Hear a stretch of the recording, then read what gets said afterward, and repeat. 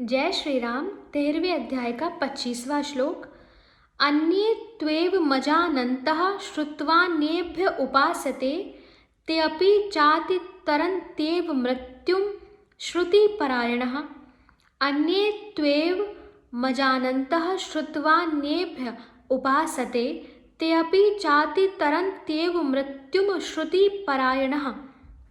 अर्थात परंतु इनसे दूसरे अर्थात जो मंद बुद्धि वाले पुरुष हैं वे इस प्रकार न जानते हुए दूसरों से अर्थात तत्व के जानने वाले पुरुषों से सुनकर ही तद अनुसार उपासना करते हैं।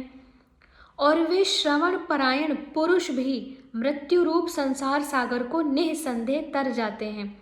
जिसको तत्व ज्ञान हुआ है उस पुरुष के वचन सुनकर उसको पालन करने से भी श्रवण परायण अर्थात जो आप सुन रहे हैं उसमें भी श्रद्धा रखते हुए यदि आप परमात्मा को प्राप्त करना चाहें तो यह संभव है और संसार सागर से तरना संभव है। प्रश्न है यहाँ तू पद के प्रयोग का क्या भाव है। तू का शाब्दिक अर्थ है परंतु, तो यह पद यहाँ इस बात का द्योतक है कि अब पूर्वोक्त साधकों से विलक्षण, अब इससे पहले तो कर्मयोगी, ज्ञान योगी, सांख्य योगी इनकी चर्चा हुई, लेकिन कोई इन तीन में से नहीं है। उसके इससे अलग दूसरे साधकों का वर्णन करने के लिए तू पद का प्रयोग किया गया। अभिप्राय यह है कि जो लोग पूर्वोक्त साधनों को भली भांति नहीं समझ पाते उनका उद्धार कैसे हो सकता है। दूसरा प्रश्न है एवं अजानन्तः विशेषण के सहित अन्य पद किनका वाचक है और उनका दूसरों से सुनकर उपासना करना क्या है।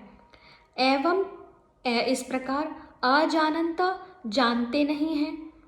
इसका उत्तर है कि बुद्धि की मंदता के कारण जो लोग ध्यान योग, सांख्य योग, कर्म योग इनमें से किसी भी साधन को भली भांति नहीं समझ पाते, ऐसे साधकों का वाचक यहाँ एवं अजानन्तः अर्थात ऐसे साधकों के लिए ये पद प्रयोग किया गया है। जबाला के पुत्र सत्यकाम ब्रह्म को जानने की इच्छा से गौतम गोत्रीय महर्षि हारी द्रुमत के पास गए। वहाँ बातचीत होने पर गुरु ने 400 अत्यंत कृश और दुर्बल गौएं अलग करके उनसे कहा, हे सौम्य, तू इन गौ के पीछे पीछे जा। गुरु की आज्ञा के अनुसार अत्यंत श्रद्धा, उत्साह और हर्ष के साथ उन्हें वन की ओर ले जाते हुए सत्यकाम ने कहा, इनकी संख्या 1000 पूरी करके मैं लौटूंगा। वे उन्हें तृण और जल की अधिकता वाले निरापद वन में ले गए और पूरी 1000 होने पर लौटे। फल यह हुआ कि लौटते समय रास्ते में ही उनको ब्रह्म ज्ञान प्राप्त हो गया। छांदोग्य उपनिषद में इसकी व्याख्या है, इसी प्रकार के तत्व के जानने वाले ज्ञानी पुरुषों का आदेश प्राप्त करके अत्यंत श्रद्धा और प्रेम के साथ जो उसके अनुसार आचरण करता है वही दूसरों से सुनकर उपासना करना है। उपासना का तात्पर्य ये नहीं कि कोई कुछ भी कह रहा है और आप उसे सुन के उसका अनुसरण कर रहे हैं। ज्ञानी, तत्व ज्ञानी, जिसने उस तत्व को पा लिया है, जिसने तत्व का साक्षात्कार किया है, उसके वचनों का श्रद्धा पूर्वक पालन करना। श्रद्धा प्रेम से पालन करने से भी आप ब्रह्म ज्ञान को पा सकते हैं। प्रश्न है कि श्रुति परायणः विशेषण का क्या भाव है तथा अपि पद के प्रयोग का यहाँ क्या भाव है। उत्तर है कि जो सुनने के परायण होते हैं अर्थात जैसा सुनते हैं उसी के अनुसार साधन करने में श्रद्धा और प्रेम के साथ तत्परता से लग जाते हैं, उनको श्रुति परायणा कहते हैं। अपि पद का प्रयोग करके यहाँ यह भाव दिखलाया गया कि जब इस प्रकार के अल्प बुद्धि वाले पुरुष दूसरों से सुनकर भी उपासना करके मृत्यु से तर जाते हैं, इसमें किसी प्रकार का संदेह नहीं, तब फिर जो साधक पूर्वोक्त पूर्व में कही गई 3 प्रकार के साधनों में से किसी प्रकार का एक साधन करते हैं तो उनके तरने में तो कहना ही क्या है। यदि आप 3 साधन में से कोई भी साधन न कर पाए तो केवल जो तत्वज्ञानी है उसके वचनों का श्रवण ही कर लें, उसके श्रवण परायण हो जाएं, उसके वचनों को श्रद्धा और प्रेम से अनुकरण कर लें, तो भी आप संसार सागर से पार हो जाएंगे। प्रश्न है यहाँ मृत्युम पद किसका वाचक है और अति उपसर्ग के सहित तरंती क्रिया के प्रयोग का क्या भाव है। मृत्युम अर्थात मृत्यु रूप संसार सागर को अति तरंती निसंदेह तर जाना।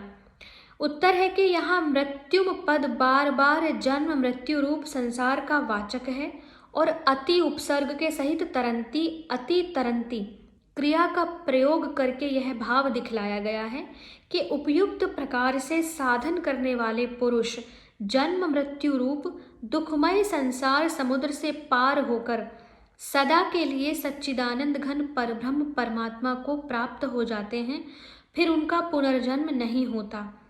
अभिप्राय यह है कि 23वें श्लोक में जो बात न स भूयो अभिजायते से और 24वें में जो बात आत्मनि आत्मानम पश्यन्ति आत्मा से आत्मा को देखना, वही बात यहाँ मृत्युम अति तरंती से कही गई है।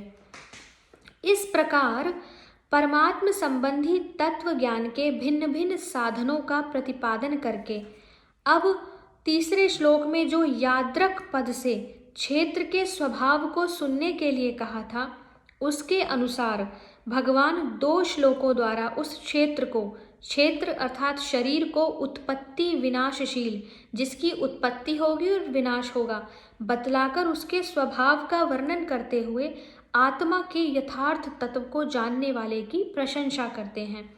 श्लोक 26 यावत् संजायते किंचित सत्वम स्थावर जंगमम क्षेत्र क्षेत्रज्ञ संयोगात द्विधि भरतर्षभ यावत् संजायते किंचित सत्वम स्थावर जंगमम क्षेत्र क्षेत्रज्ञ संयोगात तत्विधि भरतर्षभ।